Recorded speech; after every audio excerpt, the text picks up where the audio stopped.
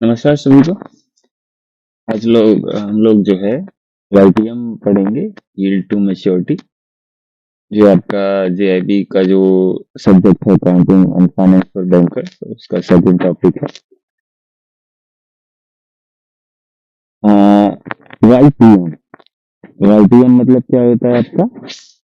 YTM मतलब होता है TM। YTM हुआ यील्ड टू मैच्योरिटी। अब इससे क्या समझना? इसका बेसिकली जो मीनिंग हुआ कि total return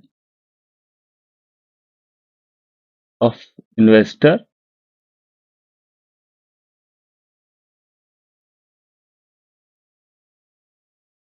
can expect to earn। Simple भाषा में समझे, अगर वो कोई बॉन्ड या डिवेंचर मैच्योरिटी तक होल्ड कर रहा है, कोई अगर वो बॉन्ड और डिवेंचर मैच्योरिटी तक होल्ड कर रहा है, तो उसका टोटल अमाउंट उसको कितना मिलेगा, राइट? उसको क्या क्या मिलेगा, एक छोटे एग्जांपल से समझ लेते हैं। मान लीजिए 1000 रुपए का है, तो उसको एक तो इंटरेस्ट पेमेंट मिलेगा, एक क्या मिलेगा, रिडेम्पशन वैल्यू मिलेगी। इंटरेस्ट पेमेंट उसको रेगुलर पीरियड पे मिलता रहेगा, राइट? अब है कि हम इस चैप्टर में क्या क्या पढ़ेंगे। इसका मीनिंग क्या है, डेब्ट क्या होता है, बॉन्ड क्या होता है, बॉन्ड्स के टाइप्स क्या हैं, ऑप्शनलिटी ऑफ इन बॉन्ड्स क्या होता है, वैल्यूएशन ऑफ बॉन्ड्स कैसे करेंगे, सेमी एनुअल इंटरेस्ट के साथ में कैसे करेंगे, करंट यील्ड ऑन बॉन्ड कैसे निकालेंगे, yield to maturity of bond कैसे निकालेंगे, बॉन्ड से रिलेटेड कुछ थ्योरम्स हैं उसको डिस्कस करेंगे, कुछ न्यूमेरिकल एग्जांपल करेंगे, ड्यूरेशन ऑफ बॉन्ड कैसे कैलकुलेट किया जाता है, प्रॉपर्टीज ऑफ ड्यूरेशंस क्या है, बॉन्ड के प्राइस की वोलेटिलिटी क्या है, कुछ न्यूमेरिकल क्वेश्चन करेंगे। अब देखते हैं कि डेब्ट या बॉन्ड क्या है। तो डेब्ट जो है means a some of money due by one party to another. एक पार्टी ने कुछ पैसा ले रखा है दूसरी पार्टी से, तो जिस पार्टी ने पैसा ले रखा है वो डेब्ट है उसके लिए। तो कभी भी हम बिजनेस जब चलाते हैं तो हमको कुछ पैसों की आवश्यकता होती है, तो या तो वो हम डेब्ट के रूप में या इक्विटी के रूप में रेज करते हैं। इक्विटी जनरली उनका अपना पैसा है जो उन्होंने बिजनेस में लगा रखा है, और डेब्ट क्या है, जो उन्होंने बाहर से उधार ले रखा है। ये आपका कैपिटल स्ट्रक्चर कहलाता है किसी भी फर्म या कंपनी का।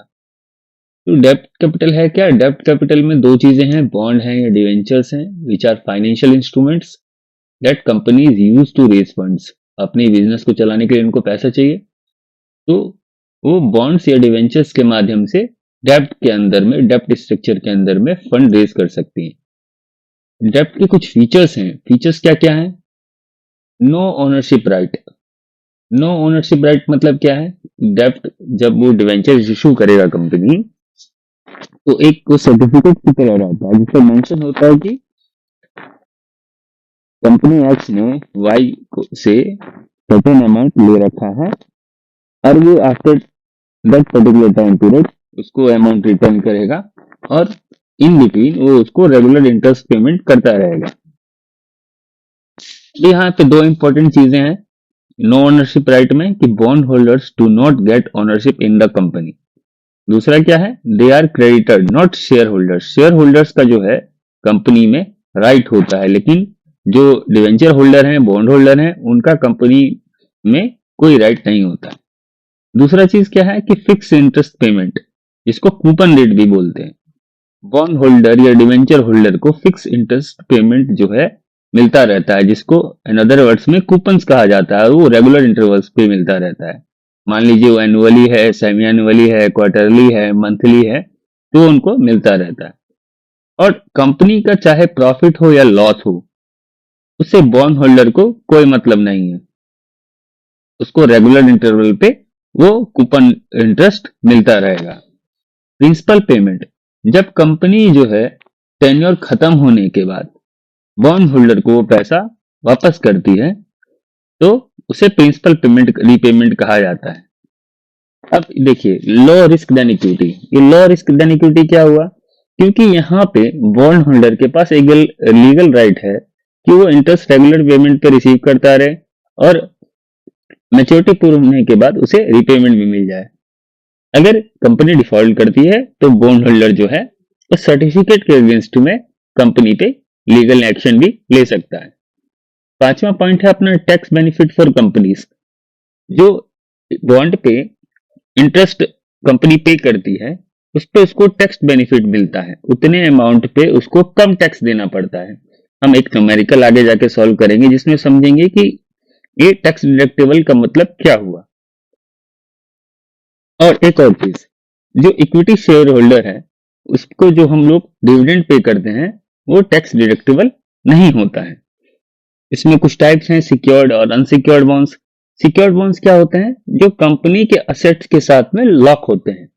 अगर मान लीजिए कंपनी पैसा नहीं दे पा रही है तो उस असेट को बेच के उसे बॉन्ड देना पड़ेगा। और अनसिक्योर्ड डिवेंचर्स जो होते हैं, जो बॉन्ड्स होते हैं, वो असेट से लिंक नहीं होते हैं, हेंस रिस्कियर होते हैं।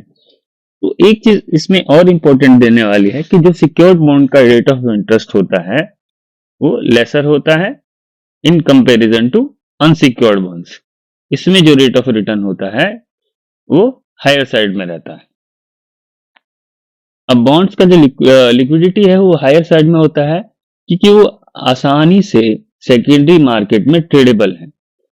चलिए उस न्यूमेरिकल क्वेश्चन के साथ में हम इसको समझते हैं। पहला है फिक्स्ड इंटरेस्ट पेमेंट।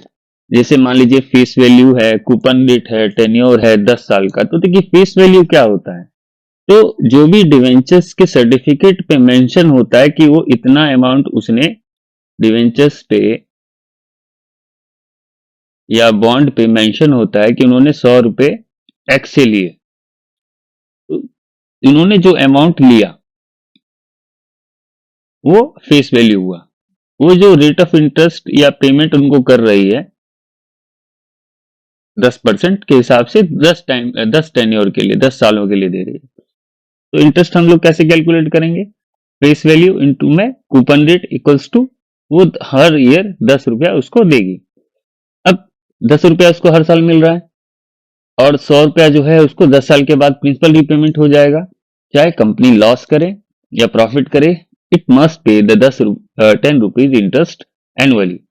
अब टैक्स एडवांटेज कैसे है उसको एक कंपनी ए और कंपनी बी के डाटा के साथ समझ लेते हैं। मान लीजिए ऑपरेटिंग इनकम अपना 1 लाख है, कंपनी ए में भी कंपनी बी में भी। ऑपरेटिंग इनकम को EBIT भी कहा जाता है, हम लोगों ने लीवरेज की क्लास में इसको देखा भी था। ओके, अब मान लीजिए कंपनी ए ने कोई डेब्ट नहीं लिया हुआ है, कंपनी ए ने सपोज कोई डेट नहीं लिया हुआ है इसलिए उसने इंटरेस्ट भी नहीं पे किया। अब कंपनी बी ने जो है कोई डेप्ट रेज किया होगा तो उसको इंटरेस्ट पेमेंट एक करना पड़ रहा है, तो ये एज्यूम डाटा है। तो ये 20,000 उसने इंटरेस्ट पेमेंट किया, तो मेरा टैक्सेबल इनकम जो है कंपनी ए के केस में 1 लाख हुआ, कंपनी बी के केस में 80,000 हुआ। अगर टैक्स स्लैब 30% है तो 1 लाख कंपनी ए के केस में 30% मेरे को देना पड़ेगा, दैट मीन्स 30,000 मेरे को पे करना पड़ेगा। और कंपनी बी के केस में कितना पड़ना पड़ेगा, यहाँ पर मेरा टैक्सेबल इनकम 80,000 है, उसका 30% दैट मीन्स 24,000 मेरे को टैक्स पे करना पड़ेगा। यहाँ पे देखिए मैंने डेप्ट स्ट्रक्चर के साथ में डेप्ट, अगर मेरे कैपिटल कंपोजिशन में डेप्ट स्ट्रक्चर है तो सब कुछ सेम रहने के बाद मैंने 6,000 टैक्स लेस पे किया, राइट। अब मेरा नेट प्रॉफिट आफ्टर टैक्स कितना आया, 70,000 फर्स्ट केस में, और कंपनी बी के केस में कितना आया, 56,000। Company B benefit from tax saving 6,000 because interest on debt 20,000 is tax deductible. तो मेरे को यहाँ पे 6,000 को जो फायदा हुआ तो उसको मैं अनदर वर्ड में टैक्स शील्ड भी बोल सकता हूँ कि मुझे इतनी बचत हुई टैक्स में बचत हुई, राइट। किसकी वजह से, ये 20,000 का जो मेरा 20,000 का जो मेरा इंटरेस्ट पेमेंट था, इसकी वजह से मुझे 6,000 का टैक्स शील्ड मिला या टैक्स का बचत हुआ, राइट।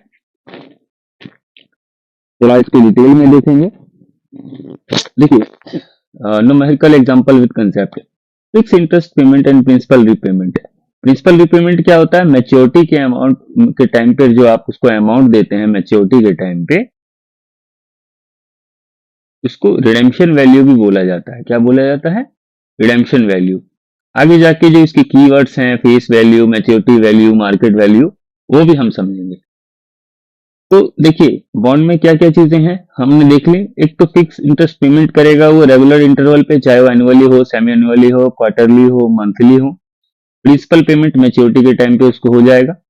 हाँ, बॉन्ड होल्डर का राइट है उसको भाई पैसा मिलना है, इंटरेस्ट का भी और रिडेम्पशन वैल्यू का भी, चाहे प्रॉफिट हो या लॉस हो। बॉन्ड होल्डर को या डिवेंचर होल्डर को उससे कोई मतलब नहीं। जो रिस्क ऑफ डेब्ट कैपिटल है वो उसमें आपका कम होता है। एक एग्जांपल लेते हैं। एक कंपनी ने एक 100 रुपए का बॉन्ड इशू किया, फेस वैल्यू 100 है, कूपन रेट 10% है और 10 रुपीज। तो इसका हमारा एनुअल इंटरेस्ट कैलकुलेशन कितना होगा? 100 का 10% 10, 10 साल तक उसको ये 10-10 रुपया मिलता रहेगा। तो 10 साल में उसको कितना इंटरेस्ट के रूप में मिल जाएगा? इंटरेस्ट पेमेंट के हिसाब से उसको 10 रुपए 10 साल के हिसाब से मिल जाएंगे, 100 रुपए प्लस जो प्रिंसिपल अमाउंट उन्होंने लिया हुआ था वो भी उसको वापसी होगा, ये 100 भी उसको वापसी हो जाएंगे, 100 इसको मिल ही गया, टोटल उसको अमाउंट कितना मिला? 200 मिला, राइट। तो इसमें की टेक अवेज क्या है कि एक तो 10 रुपए उसको हर साल मिलना है, मस्ट रिसीव करेगा वो irrespective of company profits. At the end of 10 years, the bondholders get back 100 rupees also. If the company fails to pay, the bondholder can take legal action. अब दूसरी चीज क्या है? टैक्स बेनिफिट ऑफ डेब्ट capital. यदि company अपने capital structure में डेब्ट रखती है तो उसको टैक्स डिडक्टिव मिलती है। इंटरेस्ट पेमेंट पे जो हमने देख लिया, टैक्स शील्ड का एडवांटेज मिलता है? उसको हम समझेंगे भी यहाँ स्ट्रक्चर के हिसाब से।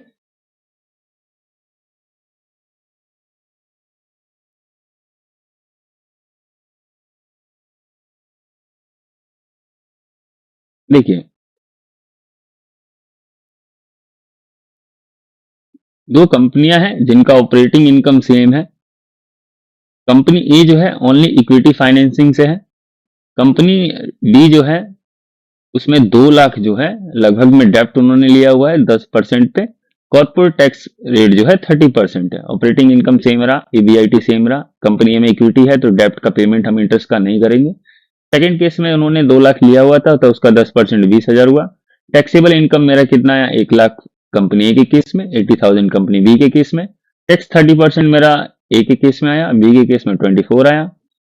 और नेट प्रॉफिट आफ्टर टैक्स मेरा फर्स्ट केस में कंपनी ए के केस में 70,000 बना, कंपनी बी केस में 56,000 बना। कंपनी बी जो है टैक्स सेविंग कर लिया उन्होंने, यहाँ पे 30,000 था, यहाँ पे 24,000 कंपनी बी ने पे किया, मतलब 6,000 का उनको टैक्स सेविंग मिल गया। वो क्यों हुआ? बिकॉज इंटरेस्ट ऑन डेब्ट is tax deductible, reducing taxable income. तो ये उनका जो टैक्सेबल इनकम था उसको उसने रिड्यूस कर दिया। ऑपरेटिंग इनकम में से जो इंटरेस्ट पेमेंट किया तो उसमें जो है 20,000 लेस हो गया और टैक्सेबल इनकम कितना आया? 80,000 आया। इंटरेस्ट पेमेंट जो होता है, इंटरेस्ट पेमेंट वो टैक्स डिडक्टेबल है, टैक्स डिडक्टेबल है। इसको ऐसे समझिए कि मान लीजिए आपका टैक्सेबल इनकम 1 लाख है और आपने इंटरेस्ट पेमेंट 20,000 किया है, तो अब आपका जो टैक्सेबल इनकम है वो लेस होके 80,000 ही रह जाएगा। इंडिविजुअल जैसे हम लोग इनकम टैक्स रिटर्न फाइल करते हैं तो हाउसिंग लोन पे जो हम इंटरेस्ट पेमेंट करते हैं, हाउसिंग लोन पे वो लेस होता है ना, वैसे ही इसको समझिए। Equity dividends are not tax deductible. Equity dividends दिया जाता है यहाँ पे, वो टैक्स डिडक्सेबल नहीं है, ठीक है। Liquidity and market price of bonds, bond liquidity इसमें पढ़ेंगे, मार्केट प्राइस फ्लक्चुएशन पढ़ेंगे, effect of interest rate changes पढ़ेंगे। क्वेश्चन देते हैं, उसके बाद तीनों चीजें हमको समझ में आएंगी। 10 साल का बॉन्ड है, फेस वैल्यू 1000 रुपए है, 10% कूपन रेट है, ट्रेडिंग इन द मार्केट। ये सोन क्या है कि जो company interest rate in the economy 12% से राइज हो गई, इंटरेस्ट रेट फॉल्स 8% से। देखिए हमारा जो कंपनी है, मान लीजिए वो 10% कूपन रेट ऑफर कर रहा है, राइट। लेकिन इकोनॉमी में अदर जो हैं उन्होंने बॉन्ड इशू किया 12% पे, तो मेरे पास ज्यादा मेरा बॉन्ड लेगा कि बाहर वालों का लेगा? ऑफ कोर्स ये वाला लेगा। जब ये वाला लेगा तो मेरा ये डाउन चला जाएगा। ठीक है, ठीक है। Investors will not prefer old bond paying only 10%। अब बॉन्ड का प्राइस जो है वो गिरेगा, ठीक है, डाउनफॉल हो जाएगा क्योंकि मेरा कोई ले नहीं रहा है। इंटरेस्ट रेट डाउन टू 8%, हम 10% ऑफर कर रहे हैं, बाहर वाले 8% ऑफर कर रहे हैं, सब मेरे पास आ जाएंगे। इसका डिमांड बढ़ जाएगा, मेरे डिवेंचर्स का या बॉन्ड का डिमांड बढ़ेगा, तो और सप्लाई मेरे पास लिमिटेड है, तो मेरे डिवेंचर्स का प्राइस या बॉन्ड का प्राइस राइज होगा। ठीक है, 1000। इसमें तीन टेकअवेज क्या है कि bond prices fall when interest rate rise and vice versa. तो अगर मार्केट का इंटरेस्ट रेट बढ़ रहा है तो हमारा बॉन्ड प्राइस डाउन होगा और वाइस वर्सा। अगर इंटरेस्ट रेट फॉल कर रहा है तो बॉन्ड प्राइस बढ़ेगा।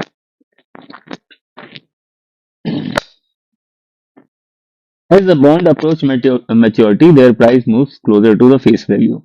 देखिए अगर वो 10% से वो कर रहा है, ठीक है, 10 साल के लिए है, तो 10% के हिसाब से अगर वो 10 साल तक चलेगा तो कितना होगा?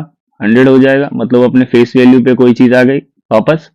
ठीक है, इसको ऐसे न्यूमेरिकल से समझिए। 100 रुपए है, 10% ईयरली अगर वो दे रहा है, 10% दे रहा है मतलब 10 रुपए वो हर साल दे रहा है। अगर 10 साल तक देगा तो वो कितना दे देगा? 1000 तक, 100 तक दे देगा। तो मतलब bond approach to maturity, price moves closer to the face value, price जो है वो फेस वैल्यू की तरफ मूव हो रहा है। टर्मिनोलॉजी क्या है इसमें? जैसे हम लोगों ने पढ़ा, फेस वैल्यू है, कूपन रेट है, मैच्योरिटी क्या है, रिडेम्पशन वैल्यू क्या है, मार्केट वैल्यू क्या है, वो एक बार देख लेते हैं। देखिए फेस वैल्यू या पार वैल्यू दोनों एक ही चीजें होती हैं। फेस वैल्यू क्या होता है? The nominal amount of the bond that the issuer repays to the bond holder at the maturity. Okay, if the bond has a face value of 1000, the issuer will repay 1000 at the end of its tenure. Okay.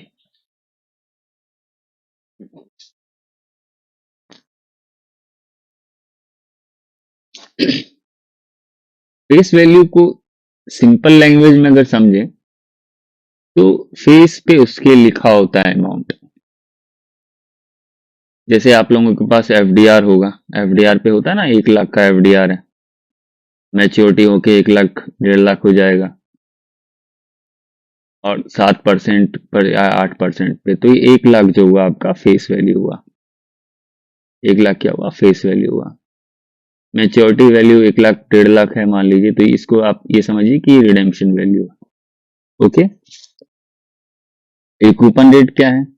ये 7% या 8% जो FDR पे print होता है ना, ये 7% के हिसाब से मिलेगा या 8% के हिसाब से मिलेगा, तो ये हो गया कूपन रेट। तो हमारा एनुअल इंटरेस्ट कैसे निकलेगा?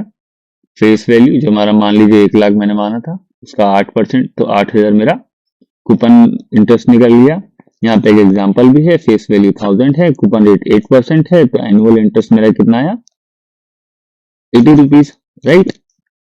इंटरेस्ट जो है एनुअली भी पे कर सकते हैं, सेमी एनुअली भी पे कर सकते हैं, क्वार्टरली भी पे कर सकते हैं, वो उसमें मेंशन होगा। मैच्योरिटी क्या है? मैच्योरिटी जो टाइम पीरियड मेंशन है, जैसे मैंने यहाँ पे बोला कि 7 साल के लिए है या 8 साल के लिए, तो वो मैच्योरिटी टाइम पीरियड हो गया। जैसे कि यहाँ पे है 10 year bond issued on 1 January. Definition क्या है मैच्योरिटी में? The date when the bond expires the issuer must pay the principal amount. वो प्रिंसिपल अमाउंट उसको वापस कर देगा जो उसने लिया था। एग्जाम्पल के लिए 10 ईयर का बॉन्ड है, 1 जनवरी 25 को इशू हुआ है, तो मैच्योर क्या होगा? 10 साल के बाद होगा, तो 1 जनवरी 2035 को वो मैच्योर हो जाएगा। अब देखिए रिडेम्पशन वैल्यू क्या है? रिडेम्पशन वैल्यू होती है जो बॉन्ड होल्डर को मैच्योरिटी के टाइम पे मिलती है। इसमें 3 चीजें बड़ी ध्यान देने वाली हैं। सबसे पहले कि रिडेम्पशन फेस वैल्यू के बराबर मिलेगा या फेस वैल्यू से ज्यादा मिलेगा या फेस वैल्यू से कम मिलेगा। अगर वो बराबर मिलेगा तो उसको एट पार मिलता है, उसको कहा जाता है एट पार। अगर फेस वैल्यू से ज्यादा पर मिलेगा, फेस वैल्यू से ज्यादा पर मिलेगा तो उसको बोला जाता है एट प्रीमियम। मतलब आपने 1000 रुपए दिए, इंटरेस्ट तो आपको मिलता ही रहा, और रिडेम्पशन के टाइम पे आपको 1100 रुपए में वापस हुआ। 1100 रुपए में वापस हुआ, दैट मीन्स ये प्रीमियम पे आपका रिडेम्पशन हुआ है, प्रीमियम पे रिडेम्पशन हुआ है, राइट। यही केस रहेगा कि 1000 रुपए पे फेस वैल्यू था, इंटरेस्ट आपको मिलता रहा रेगुलर, यही रिडेम्पशन के टाइम पे आपको वो 900 रुपए मिले, तो वो हुआ एट डिस्काउंट। एट डिस्काउंट जो है रिडेम्पशन हुआ है, ठीक है। मार्केट वैल्यू क्या है? The current price of the bond in the secondary market. उस मार्केट का ट्रेडिंग अगर करंट मार्केट में, सेकेंडरी मार्केट में हो रहा है तो उसका प्राइस जो है मार्केट वैल्यू को रिप्रेजेंट करता है। अब देखिए प्राइमरी मार्केट और सेकेंडरी मार्केट हम लेटर ऑन डिस्कस करेंगे। आई होप तो आप थोड़ा बहुत तो आपको इसके बारे में पता होगा।